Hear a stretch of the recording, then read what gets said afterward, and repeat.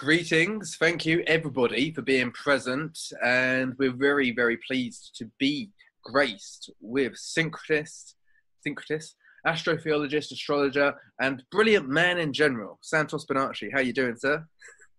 Great. Thanks, Philip. Thank you for having me. Thank you for joining me. Thank you for being present and sharing space with me. You know, I love your pink t-shirt and I like your hair. It looks like you're in a good setup. How you doing in the summertime?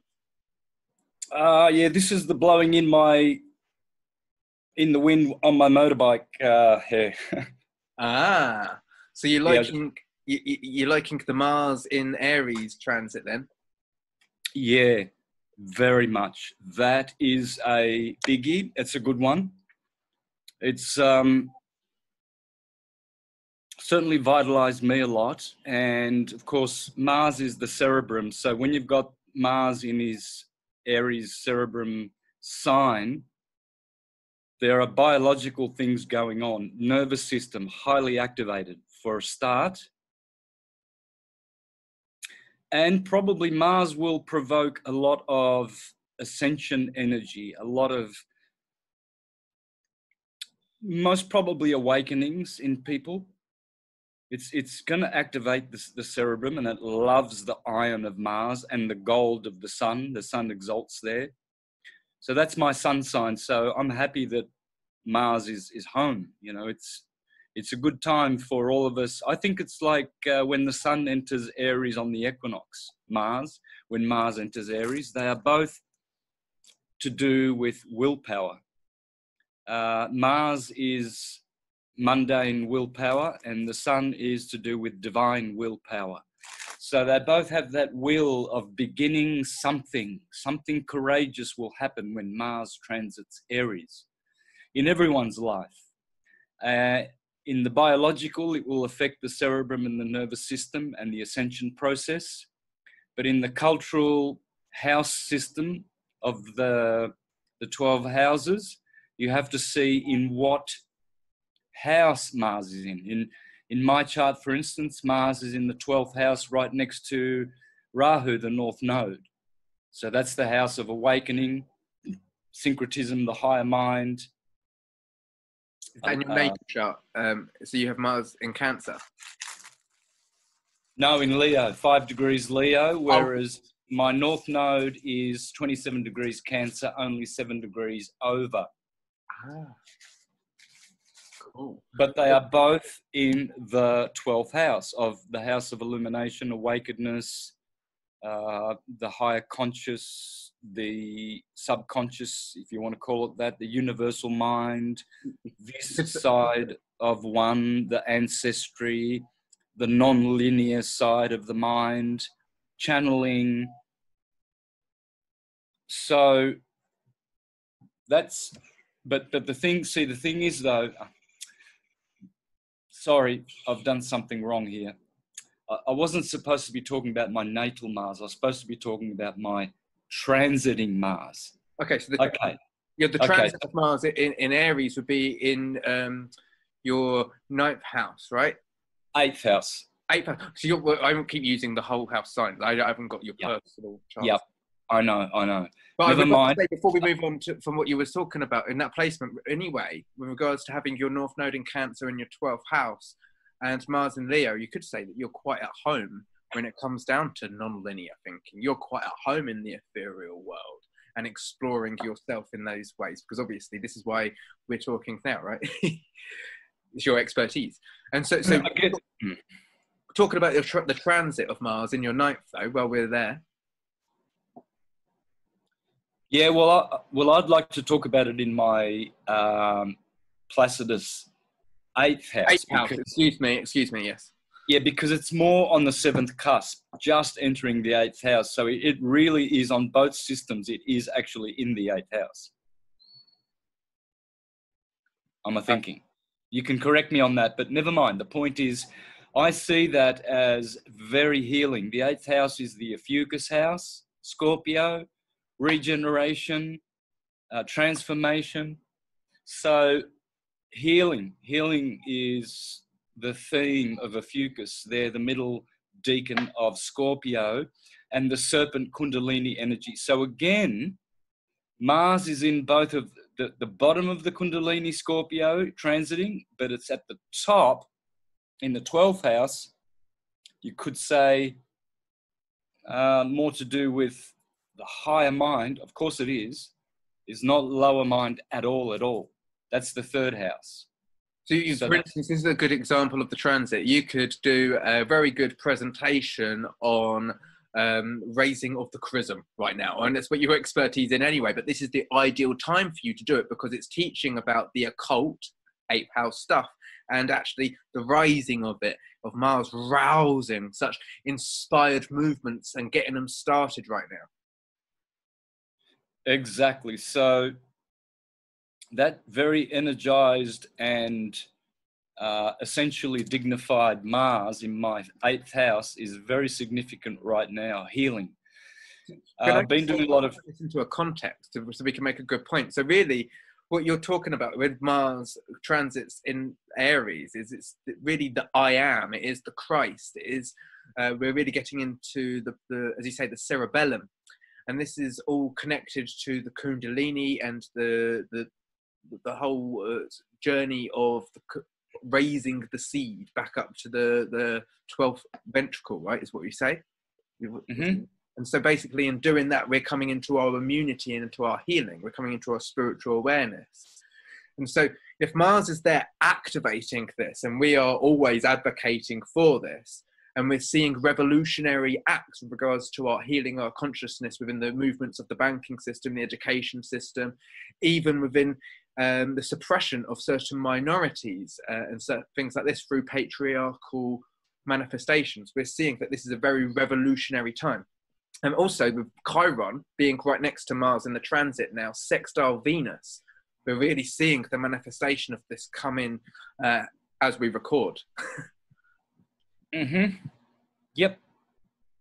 So we could even see that actually we're coming into awareness through us having put in our bodies of work, certainly you for much longer than I, with regards to these sacred holy teachings, which we're oh so passionate about. Yep. Everybody's contributing. Many of the people watching this will be in schools of thought of their own. There may be yogis, there may be holistic healers or therapists, but this is us actually moving into what will be the great conjunction this winter, because we are the alternative. We're the natives that create the alter by being the change. So I feel like we're midwifing this in as we bring in our conversation about cancer. We're birthing this in a very maternal, loving, conscious kind of advocating for the subtle spiritual energy kind of way, rather than the patriarchal domineering way. Yep. So for instance, example, and I'm going to pass it back to you, is it's so easy to fall into old ways just by dictational talking, like the way one teaches, is a kind of construction which is malefic and martial and Saturnian, which is more kind of patriarchal. And so for me now, I'm really practicing how I'm using my words so I can pronounce and express more softly as we move into a more feminine kind of equilibrium with regards to how we interact. For sure. Cancer. So that brings us to the theme of cancer. Well, I'm so grateful because we're in Cancer season and we've been going through each of the zodiac signs. And so it was great to touch on the transit. But now, as we come into the breast of the matter, thank you very much, Santos, for giving us this expose on the archetype of Cancer. Yep. Which rules the breasts.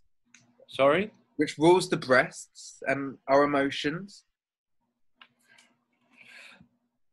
How we get things off our chest. Hey, I've been suppressed. I haven't had a voice. This kind of thing. Yeah.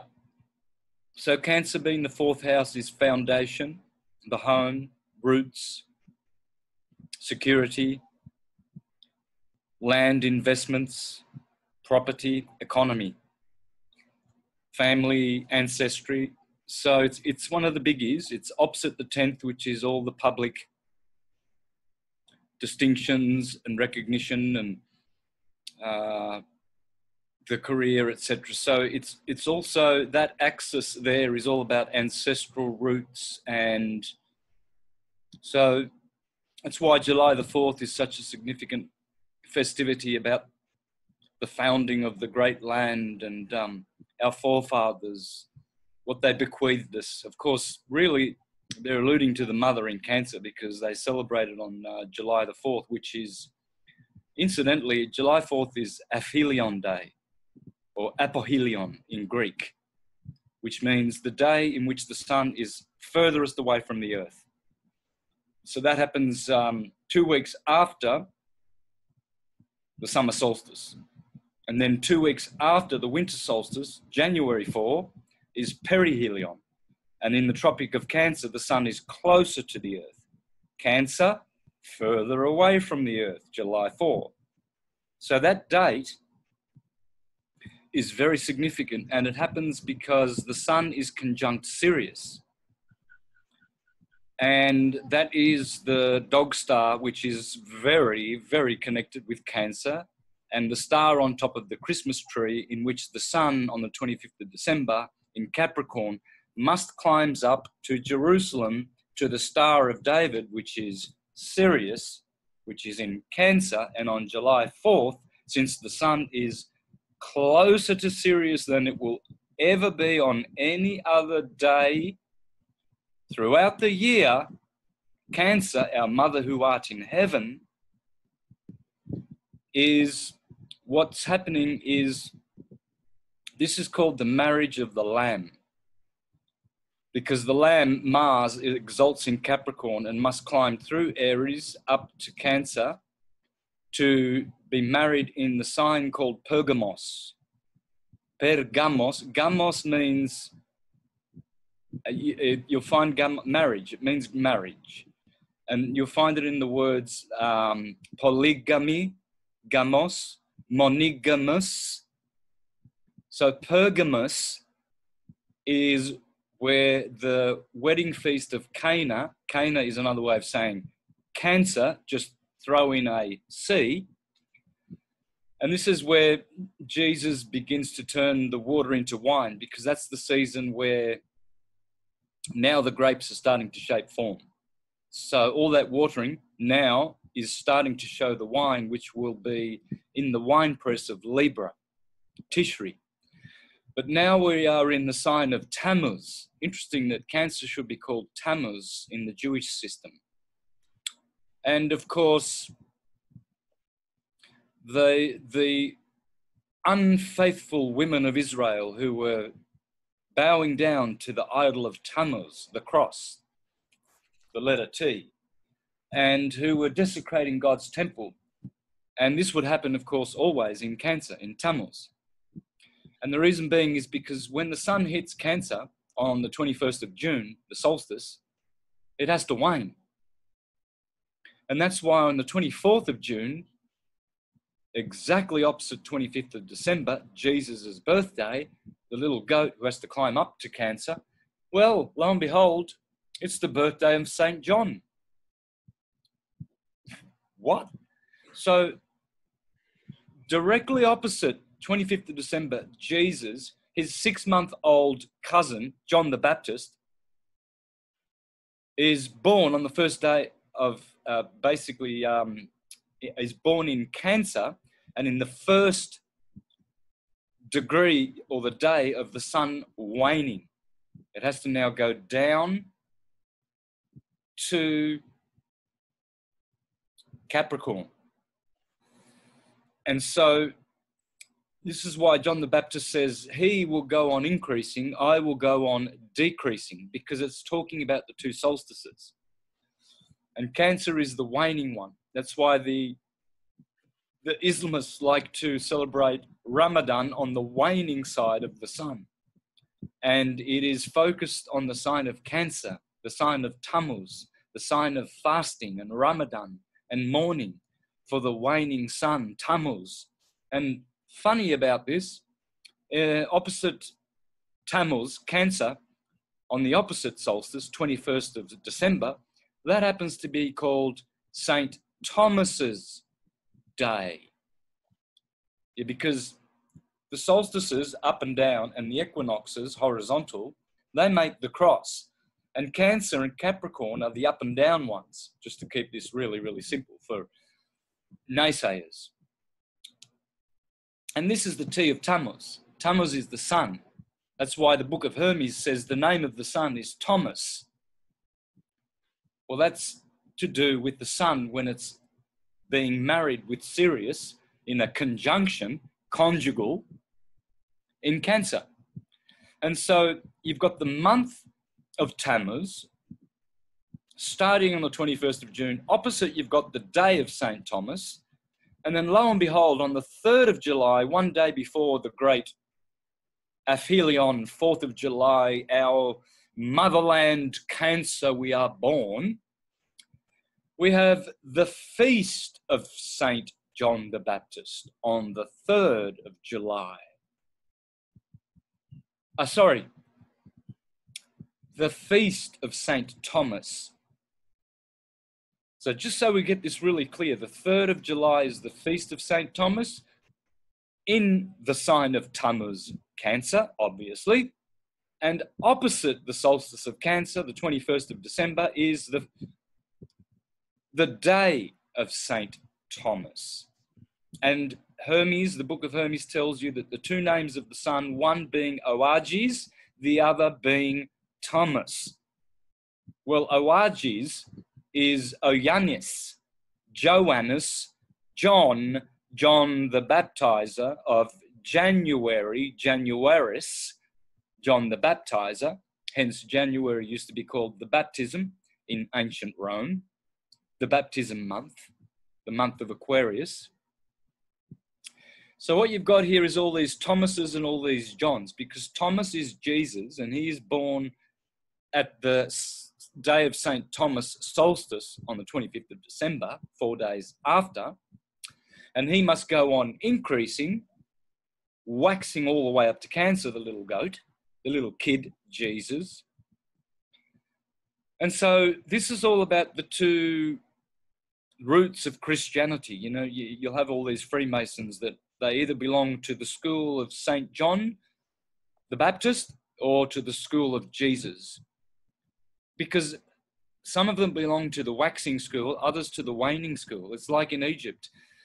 It was either Isis or Nephthys, the waxing moon or the waning moon. Which one did you worship? Well, that depends on whether you had a waning moon in your chart.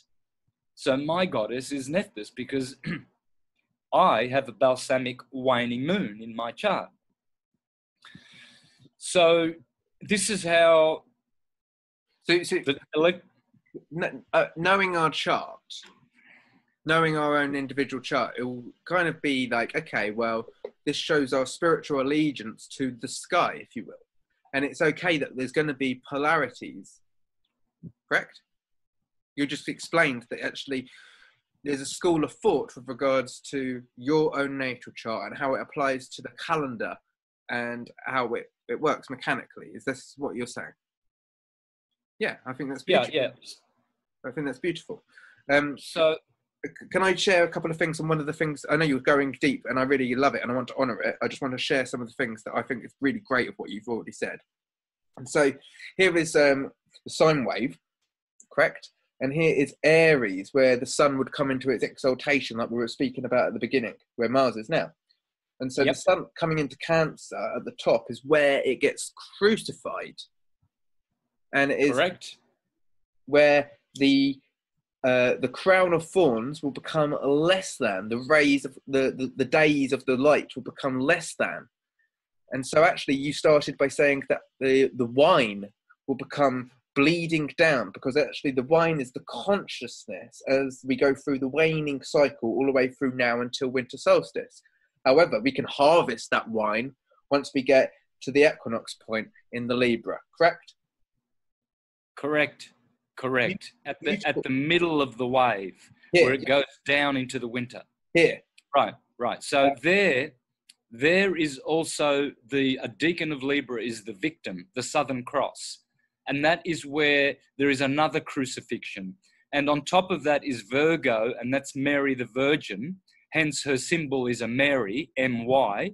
And that's, yes, that 30-degree segment there before the sun goes down to the fall at where your cross point is on the 23rd of September, that is the crucifixion of the victim. That's where Jesus sits on his table with 6 apostles to his right, Aries through Virgo, and 6 on his left, Libra through Pisces. And hence you'll see that Libra just below that cross you put there. This is, I have to speak because it's showing your screen when you speak. So I just have to speak for a moment. So this is the segment. It's the Last Supper here. But go on, Santos. Okay, put your screen on and point to where I'm talking. Make sure your screen's up. I'm not sure how I do that without talking. Oh, okay, got you. But it's okay. You're a beautiful man. We like to see you talk, and so that's why we've got you here. I just wanted to share that, and I love the way that you shared also about the Feast of Thomas, which would happen just before that, and the fixed stars which you brought in, Sirius being up here on the 4th of July, which would be 14 degrees of Cancer, and how you locked that in directly with the opposite polarity. You're doing a great job, Santos. I didn't want to take too much of the time. May you continue, please. No, that's good. Those are good contributions because you know the subject so well. So it's handy to put those in and show that graph, because that sine wave is the one that Walter Russell said, if you want to know the secret of the universe, it's in the wave. And the wave represents one vibration of any element or any phenomena, sound, light, thoughts, emotion waves. They all do this. They all start at Aries. They all finish in Pisces. And every wave does this. And to understand the complete gamut of frequencies, the 12 disciples of Jesus along every wave, to understand their conditions and their frequencies and how they interact with phenomena, is how to understand and get down to understanding the science of magnetism so we can have free energy for the world. Because any toroidal field, any magnetic field must be measured in its whole cyclical 12ness. It's all about the number 12. The number 12 is how to measure the universe. So it's the astrologos. Yes, of course. Every wave is 12 conditions of one quantum of its expression. So with regards to Cancer, it's a water element and it's a magnetic quality.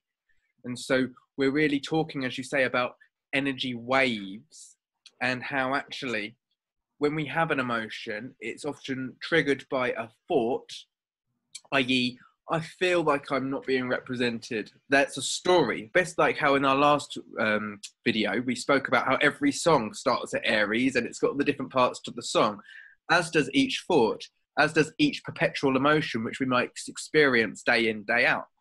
And so when we actually do consider our feelings, which haven't been celebrated in a patriarchal system, when we actually give ourselves a moment to feel, then we can actually see that we are able to dissolve and feel into the wave. That's how the wave gets rewritten, by feeling it, by actually liquidizing it. Even sometimes crying and getting emotional can alleviate us, because as you say, Santos, it's about the salvation and drawing from that inner space in our chest. And we need a safe person sometimes to help get things off our chest. You're drinking a beautiful watermelon, Santos. Can you present that to the audience? It's coconut. Coconut, excuse me. That looks luxurious. So, but that's nurturing to you, right? Yeah, this is the most hydrating liquid and it's got all the minerals in it. I have a couple every day. So Cancer is also where Sirius is, and she's always on top of the Christmas tree, because on Christmas Day, the sun must climb around that tree and go up to the Tropic of Cancer. It's in the shape of a TP tree. The sun ramps up from Capricorn up to Cancer. And so Cancer is all about the arc. In Freemasonry, it is the chief cornerstone, because the signs go from, in the arch, they go from Aries to Libra, and Cancer is in the middle. So It is the stone that the builders rejected.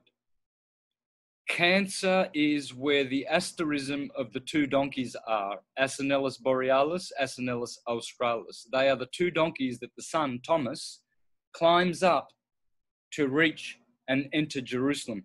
This is why the gospel speaks of Jesus coming into Jerusalem mounted on an ass and a donkey. Well, how can that be? How can you be riding two donkeys? It doesn't make sense. Well, that's because those are the asterisms. And this is why there's always a donkey or a goat in the manger, because cancer is also has an asterism called the manger or the beehive. And Samson, the son, actually ate from the beehive and killed the lion next door, Leo, as he went through, the sun goes through the 30 degrees of July, August, Leo. So, as well, there is another deacon called Argus. Argus is Arcus, the ark, Noah's ark. Noah is the sun. Of course, they are all the sun. And that is the arch of Noah, or the ark of Noah. And in there is Ursa Major and Ursa Minor. Hence, as the sun begins to wane in Cancer, you have the bear market. And everything declines from Cancer to Libra, where the stock market crashes happen because of these two bears and their effect, their waning effect on the year as soon as the sun hits the 21st of June. So these bears, Ursa Major and Ursa Minor, in Egypt, ancient Egypt, this was the bark of Ra. The bark is the bark of Noah, the ark of Noah. Bark is an anagram for car, the car of Ra, the ark of Noah, the ark of Moses. This is the arc of electrical arc. As it peaks when it gets to the wave amplitude Cancer at the solstice and the wave amplitude Capricorn at the solstice. Hence you have a crabby crab and a capricious goat. Why? Because these feminine signs are expanding time-space to give wave amplitude. You see, Aries and Libra give wavelength. They are the horizontal members, the equinoctial rulers. Cancer and Capricorn, they are the right-hand rule in electromagnetism. They are the perpendicular transverse energy which creates time and space. Hence, Thomas is all about time, the god of time, Kronos, or the sun, the ruler of the year. If you're within a realm, if you're within self, then you're experiencing within self. If you're within this space where we experience life, you do need length and depth, because that, well, what did you call it? What were the two words? The Aries and Libra are wavelength, and Cancer and Capricorn are wave amplitude. And that gives us an opportunity to manifest into these bodies where we as spirits manifest the physical reality that gives us the qualities and the airs and the graces that only a spirit incarnated into a physical Christ suit, which is the human body, can experience. It's where we can actually air out some of our grievances. They say air out because this thing's alive. It's lived. We live it live. We experience ourselves right here now. And it's when we catch ourselves and respond now, which is more feminine, rather than react, which is more masculine, then we actually get to rewrite some of the old stories and we get to actually recreate things, because this is a recreational experience, not a reaction of I need to be right experience. It's a, hey, I've maybe have been doing things wrong over and over and over again, and this is an opportunity to alter the experience. Yeah. So Cancer is also, those are good points too, by the way. They're very, very good about responding and reacting. Thank so, you. Yeah, Cancer would be more responding sign. So Cancer is also the portal of men, the solstice of Cancer. The solstice of Capricorn is the portal of the gods. So the moon now, the sun is in the realm of the, is in the, the space, you could say, of the moon when it's in the Tropic of Cancer. So it's a good place for souls. Souls pour in when the sun is... Jupiter is exalted in Cancer as well, isn't it? So... Yep, exactly. Jupiter Jesus, Jupiter Zeus, Jesus. So souls come in. In fact, that's when my soul came in. I was conceived on St. John's the Baptist Day, 24th of June, because I was born on the 24th of March. If we're going to just be, accurate to the day, but I'm not sure. I could have been conceived some other time in Cancer, but it would make sense. I was conceived at 9 months. So I'd have been conceived on your birthday. Right. So the gateway of men is Cancer. And so as the dream of Scipio, interpreted by Macrobius of the 4th century Neoplatonist, he was taught, and Scipio was taught, about the oracle of the cave, or the cave of the nymphs. And these are the two caves. You see, when Jesus is born in a cave, that's Capricorn, it's one of the caves. In a manger or a cave or a hole, or, it's these portals. And Capricorn is where Saturn rules. And of course, it is said that we leave through the rings of Saturn. We leave the realms of incarnation, all mankind. So Cancer has this stature as well, in that she is the generator, the waters of the mother, where souls come in through the circle of the moon in Cancer, and the circle of Saturn is in Capricorn, at the closest, where the sun is closest to the earth. So would you suggest that maybe that, obviously, how we represent Capricorn is that it's most attached to the physical state, because the sun is so close to the earth? It's that people who are actually most mesmerized by the physical manifestation will be those with a predominance of Capricorn energy. And no offense, Capricorn peeps, as we have seen, I have got some Capricorn energy. We all do. That's right. So when you see that the sun is going clockwise over the earth at Cancer like this, very high, hence the 24-hour days in the Nordic region, and then it comes down to the Tropic of Cancer and does bigger circles, but is closer. This is the realm of Saturn at Capricorn. And then as it goes back up to Cancer, that's the moon. And the moon is the spiritual sister of the earth. So she does indicate heaven. And then next door is the sun, and he is our Father who art in heaven, whereas the moon is our Mother who art in heaven. So all of this is all about how nature works, how the cosmos works, and how the wave works, the electromagnetic wave. So while we just talk about that cosmology just for a moment, and then we get back into the Cancer. And so with regards to this ramp, or right ascension of meridian, with regards to the sun being closest to the earth when it's in the tropic of Capricorn, and as it moves to the sun to these months now, where it's in the Tropic of Cancer, it's actually at a higher point within its cycle. It's not as close to the earth. It's more pivotal. It might be. It's been on a pivot. It's on a pivot, and so this can be seen through the archetype of how these signs play out. And you say that also. I like the way that the right hand of meridian is obviously Ram, as you said in our Aries special.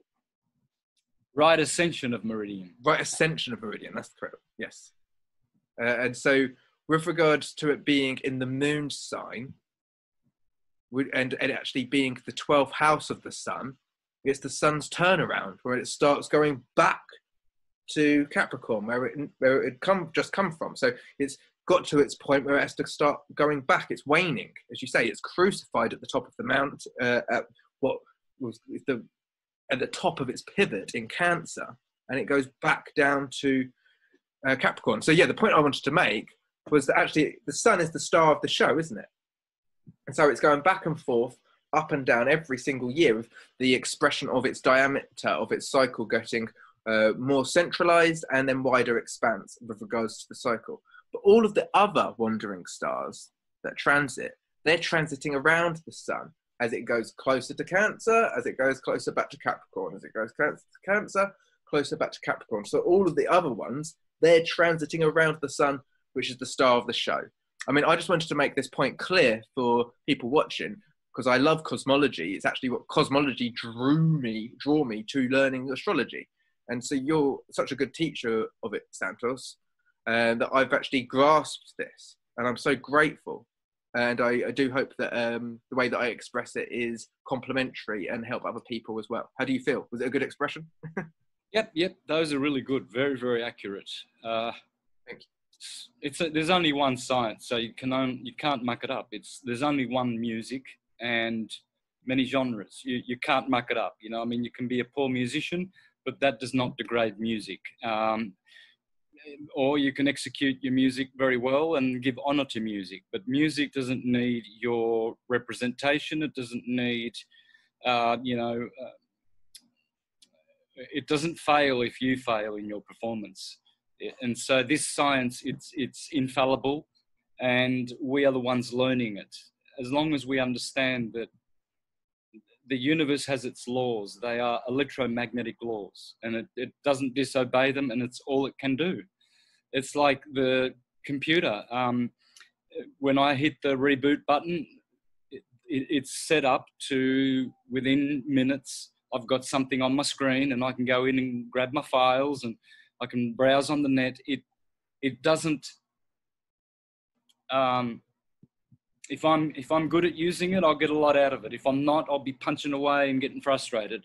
But you have to know the system. You know, you can have many applications on there, but it's all, if you've got a Mac like I have, well, then it's going to operate like a Mac does.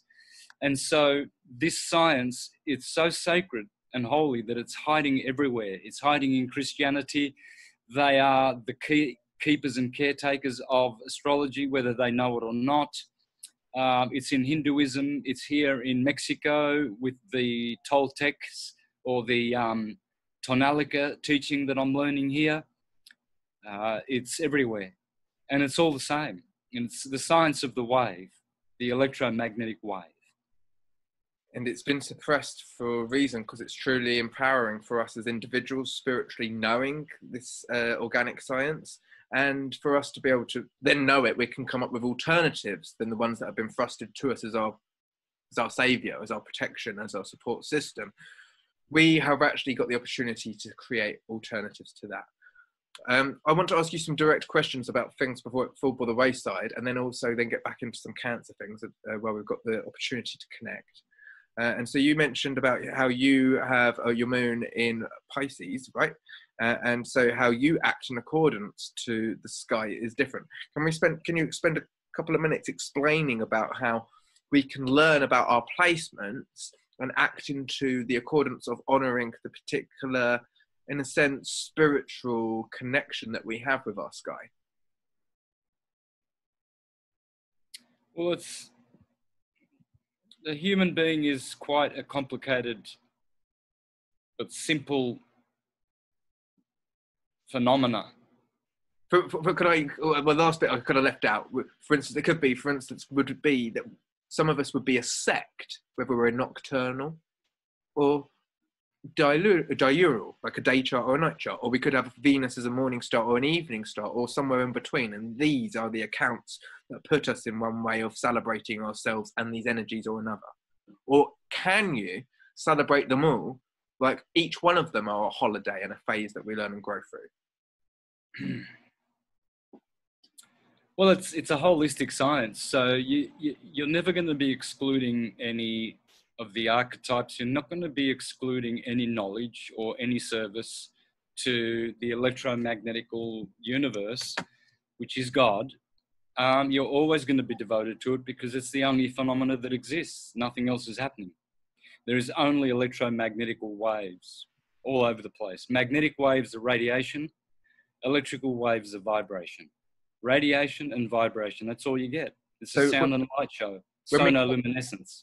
When we come up with those crazy realities like daydreams and think about other universes with different types of aliens and things like that, all of the things that we can imagine, they are possible eventualities, but actually this is the central university where we learn. It's like nursery school, it's Earth. So we have to come back to the center as spirits to learn about all of the different things that can manifest in this reality. As you say, it's all waves and electricity, but that is the continuum which can create anything that you can fathom. Correct? Yep. And they are thought waves. The universe is made up of mathematical thought waves. So we're the gardeners and the caretakers of this space, and we come back to the middle of it because we love mastering and taking care of how conscious stars are seeded. We're, in a sense, taking care of all the stars that are seeded, which become ideas, that become eventualities, that become universes. We come back to the central space, which actually the most central of spaces is the least celebrated, where the bears are, where the chests are, where our mothers are in Cancer, right? The moon isn't even celebrated because the sun's put first in Western tropical astrology.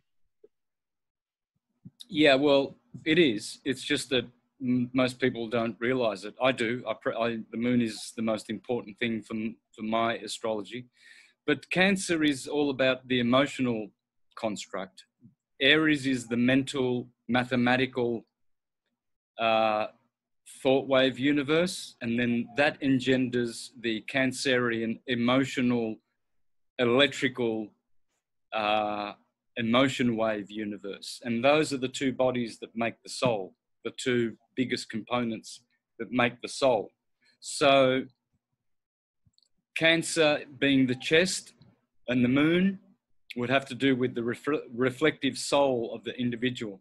So it is a mental, mathematical thought wave universe, but it is an emotional, letter-based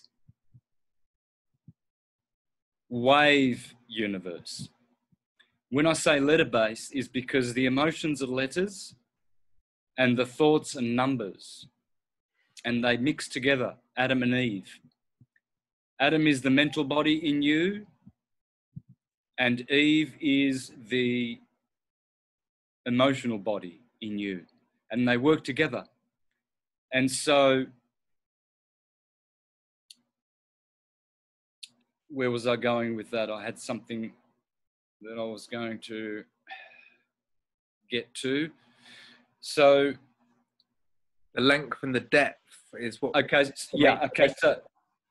So the thoughts come from pulses, magnetic pulses, radiation, and then they mix with the emotional world, the vibratory wave, and they are the qualities, right? So the mental form creates the quantities, and then immediately it is mixed with the qualities, the numbers and letters universe that we live in, emotional, mental and emotional. So for instance, if I has a bit, I want to do the thing. What thing is it I want to go do? I want to do Philip Daniel Miles. And to do that, you can't experience the qualities of what it is to be me until I come into space and time. Because I'm just an analytical thought, but I need to come in to manifestation, into the embodiment to be me. And you, to do you, Santos. And you're doing a fantastic job at it. And so we get to air out our stories through the aromatic quality of Earth. I see that, which is space and time. And to do that, you have to come into depth, which is really emotional. Yep. Yes, that's where the marriage feast of Cana happens, which is the first miracle of Jesus. So what is that miracle? Well, the sun must pass that portal of June the 21st and enter Cancer or Cana to bring the frequency that will turn water into wine, because now the summer has begun. And the sun in Leo needs to roar through the dog days to be able to get those fruits to ripen. So that's how the sun now turns water into wine, or pour wine into good wine. But I think it's water into wine. So you're kind of going to say that actually the wine now is really the dirt cheap wine, but when the sun gets beat into that fixed energy, when it beats it all day in the fixed sign of Leo, we're going to be singing about Michael Jackson, Beat It, because that's really about the sun being in Leo, isn't it, in a sense? He's a Leo. Mm-hmm. And so when we're bleeding out all of our enthusiasm, it's already because we've processed the sun's transit through our chest. We've already been through the emotional display, and now we're getting creative with that which moved us. Yeah, so another thing in the Bible, in one of the 7 letters to the 7 congregations, the letter to Pergamum, which is Pergamos, gamos meaning marriage, and Cancer, the best sign for marriages to happen, June, July, because they will be blessed by the mother. It says here, to the angel of the church in Pergamum, the one who has the sharp double-edged sword. That double-edged sword is the solstice, because it divides the year between waxing and waning. I know where you live, where Satan's throne is. Yes, Satan's throne is in Cancer, because this is where the head of the Hydra is. Hydra. And the throne of Satan, of course, is the North Pole, and Cancer is the closest to the North Pole, where Cephas is standing on the throne. And so, and this is referred to as Satan. And you are holding on to my name and did not deny your faith in me, even in the days of Antipas, my faithful witness, who was killed among you where Satan lives. I have a few things against you. You have some there who hold to the teaching of Balaam, who taught Balak to place a stumbling block in front of the Israelites, to eat meat sacrificed to idols and to commit sexual immorality. In the same way, you also have those who hold to the teaching of Nicolaitans. Therefore, repent, otherwise I will come to you quickly and fight against them with the sword of my mouth. So that's the sword of the equinoxes, and it talks about the teachings of Balaam. Balaam has to do with Cancer, and Tammuz, Baal and Tammuz. That's the teachings of Baal and the teachings of the waning cycle of the sun. You see, this is why the other half of the sun, the waxing sun, is jealous. And he's going to curse these people in Pergamos because they are from the John the Baptist school of waning, you see. It's a different school. It's a different energy. And so sexual immorality is there as well because of the promiscuous energy of water, the sexual fluids is another. Wine and sex and wine. So, you know, marriage festivals, wining and dining, turning water into wine, and all of those very house-confined things, because Cancer is all about the home, right? So it's all about what you do at home. You eat and drink, you sleep, you do all of your personal stuff. And so it's going to be dealing with that as well. Cancer.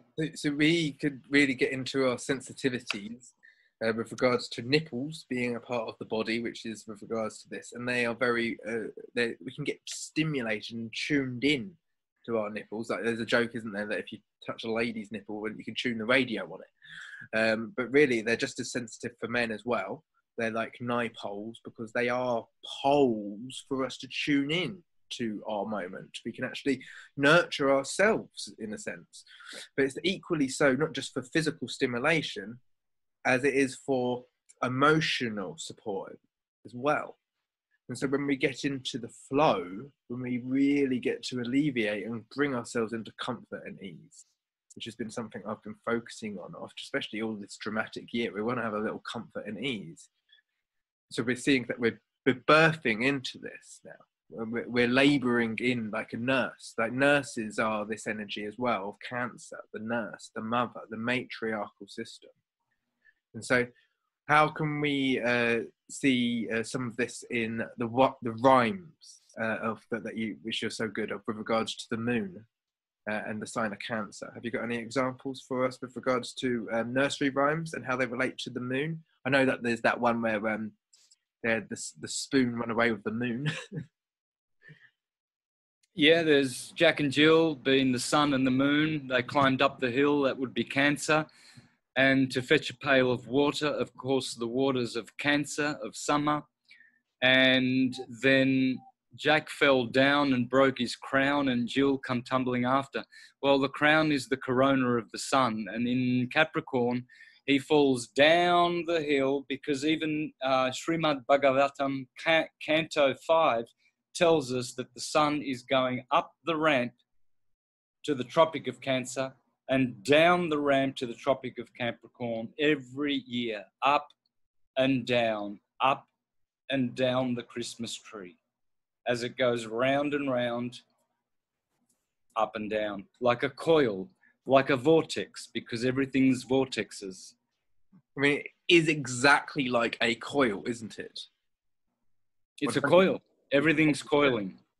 And so it's just a mimic, like the technology that we create is just a mimic of that which is nature. Yeah, because the energy's in the air or the ether. And so we can get it whenever we want. We just need the right equipment. And all you need, you can harvest electricity just with copper coils, copper windings. Just make your own motors. You can have them all over the place. Copper, silver, and just make motors, and you can have all kinds of free energy. I feel that this year is very revolutionary, and that we just had the eclipse in Cancer, which we spoke about last time. We're moving into a second new moon in Cancer, which will be opposed Saturn at 28 degrees of Capricorn, where Saturn shall be in its home sign. But the archetype of Saturn has really been having a massive clear out, as we have mentioned the last time, since Jupiter and Pluto and Saturn have all been in Capricorn for 735 years. So by the time that Saturn and Jupiter make it into Aquarius, by the time we have the Great Conjunction, we can have a very revolutionary kind of consciousness with regards to coming together as a collective, bringing form to some of the spiritual attributes that haven't been given the time of day, of that which we're often sharing and talking about. These qualities of Cancer being exactly that. And so we can find that this wine is maturing, and we're learning how to share it in a more creative way. And we're going to harvest that as we continue to connect with one another.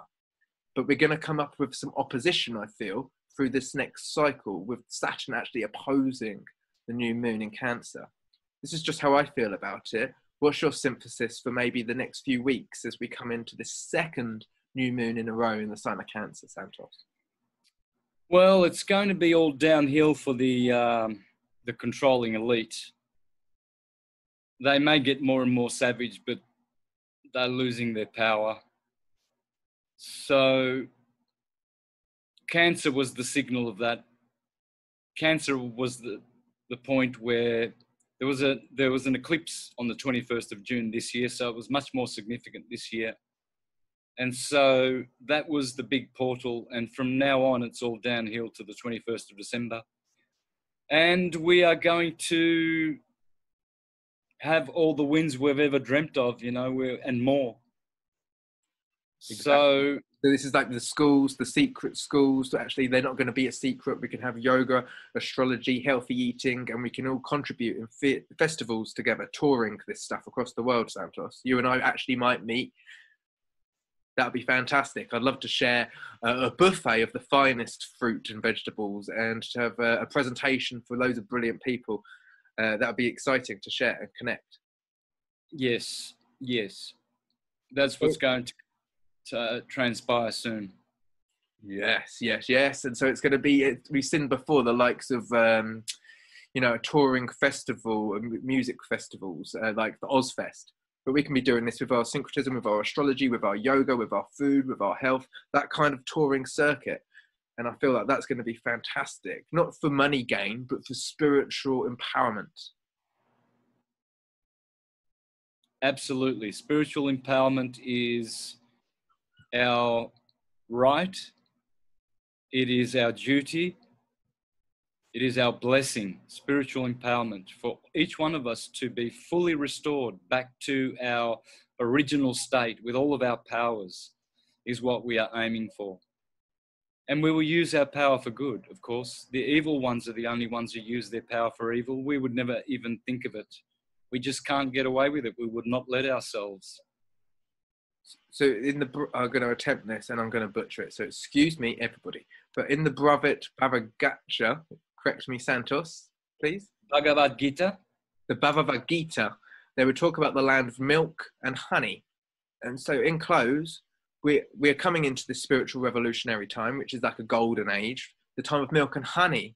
And Cancer rules the Milky Way. Have you got anything that we could just share on the Milky Way as we leave this brilliant video, Santos? Yep. So she is the Milky Way, and Argus, Noah's Ark, is there where all the twin animals are. There are 2 bears in Cancer. There are 2 twins next door in Gemini. There are 2 dogs in Gemini, Canis Major, Canis Minor. There are 2 donkeys in Cancer, Asinellus Borealis, Asinellus Australis. There's Columbus the dove in Gemini, and then there is the crow or the raven in Leo next door. And those are the 2 birds that Noah sent out of the ark, the dove and the raven. And there they are, asterisms in Leo and Gemini. And then you've got all the twins up there, and Noah herded all the twins into his ark, the holy ark of Cancer, where Argus, Jason and his Argonauts are, his 12 Argonauts, or his 50 with his 12 voyagers, rather, looking for the golden fleece, Aries. So funny. So the golden fleece is actually 3 signs behind Cancer. It takes 9. It would take the whole time. It would to be, if you were conceiving a baby like you were conceived, for the golden fleece to be received. You could say that you are the golden fleece there, Santos. Well, I'm going to buy gold, as it says in Revelation 3:18. Buy gold from me so you can become rich. Buy salve for your eyes so you can see. Buy fine white linen from me so you can cover your shameful nudity, nakedness. In other words, by buying fine linen, we clothe ourselves in spirituality, spiritual strength, and have a strong spiritual body. So thank you, Philip, for having me. Yeah, that's great. The last thing, I know you got to go. So you were conceived and in the womb of the mother for the whole entirety of what was actually, as you say, Noah's Ark. And it takes one to know that wisdom that comes from within. You were incubated all that time, which is why you... Aries, the lamb, is the golden fleece. It is the new spark. It is the exalted one, if you will. And one last piece, and that is really fantastic. And I've got to make a boob at myself at the end, Santos. And it's very funny though. When I was at school, I played Joseph. I'm a Capricorn. I played Joseph, which is Jesus's dad, the son's dad. But I really fancied the young lady who was playing the donkey. And that's funny because Cancer's the sign opposite me, and you mentioned the donkey was there in Cancer. So I just had to share that. But thank you so much for your time. Yep, thanks, brother. I'd like to say, though, I don't normally add this to the video. Your people on your channel are fantastic. If anybody does like and resonate with my energy, you can check me out on Unifying Perspectives YouTube channel. And I appreciate the space. Thank you for holding it as always, Santos. You're a superstar. Thank you, brother. Take care. Bye-bye.